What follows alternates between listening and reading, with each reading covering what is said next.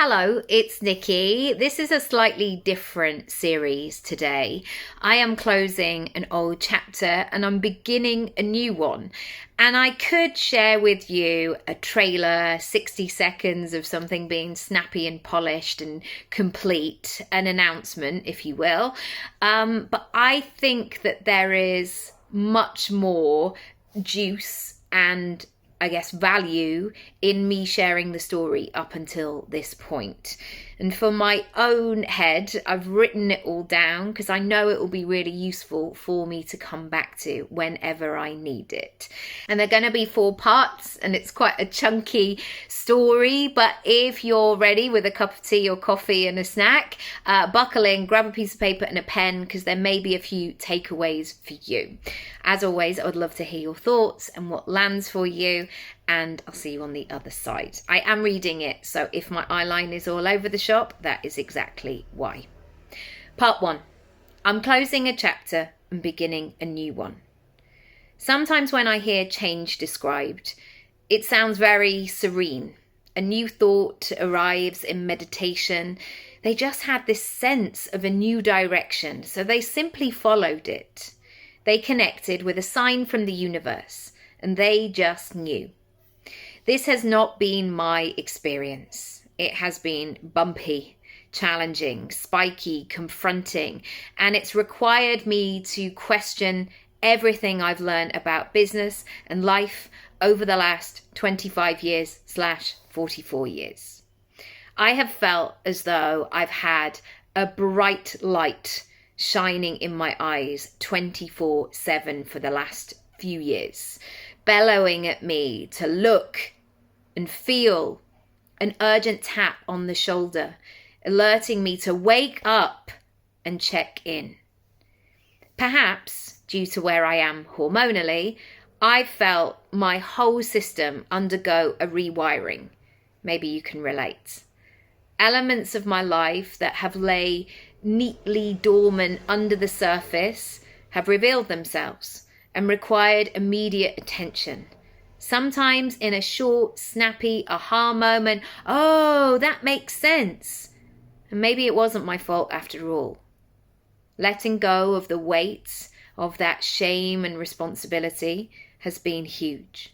However, mostly it's been incredibly painful, arduous, frustrating, soul-destroying, destabilizing, and complicated. And I've had to put in tools, not when I feel like it, but as a non-negotiable to support my nervous system so I can be gentle and tender to myself.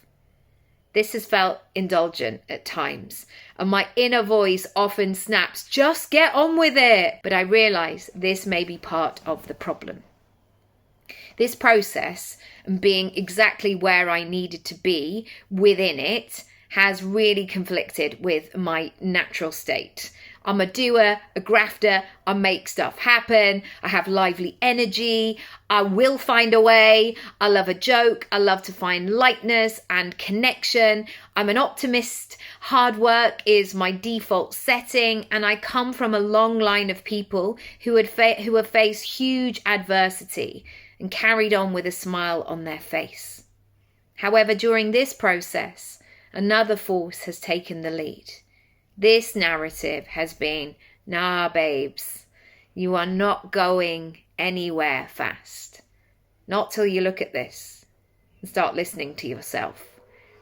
It's time to stop the repeating patterns, to break the cycle once and for all and explore a new way. So I stopped and I listened. And sitting meditations don't work for me. I have to move or lay down, and then invariably I fall asleep. The mornings are often creative and open for me. So I began walking, running every single day and began to reconnect with myself. I knew it was time to shed old identities, thoughts, limitations, options, opinions, stuff, expectations, advice that never served me, but somehow upgraded itself to leading my life.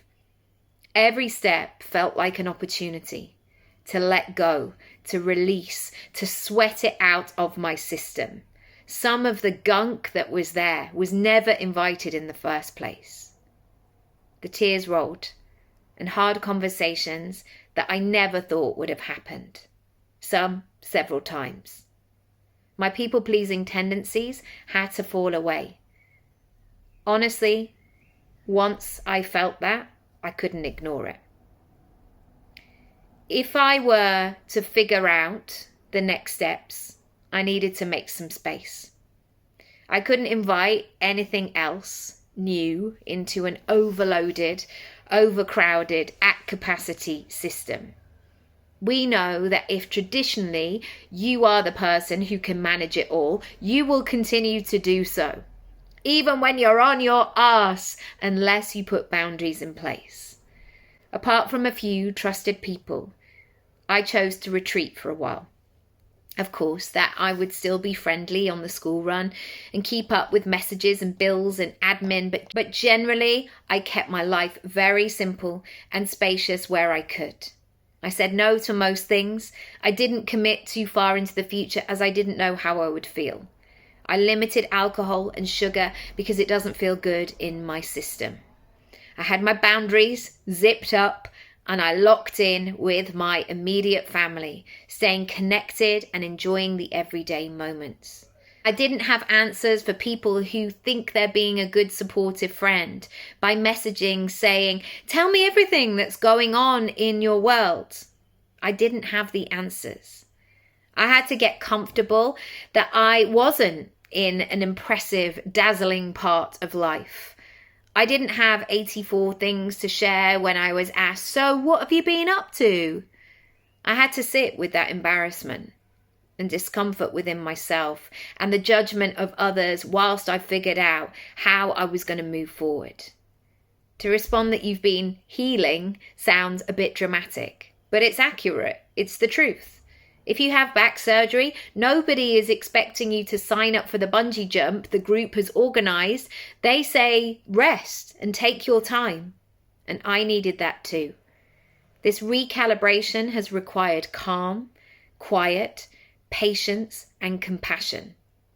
Doing the work has become part of the cultural vernacular.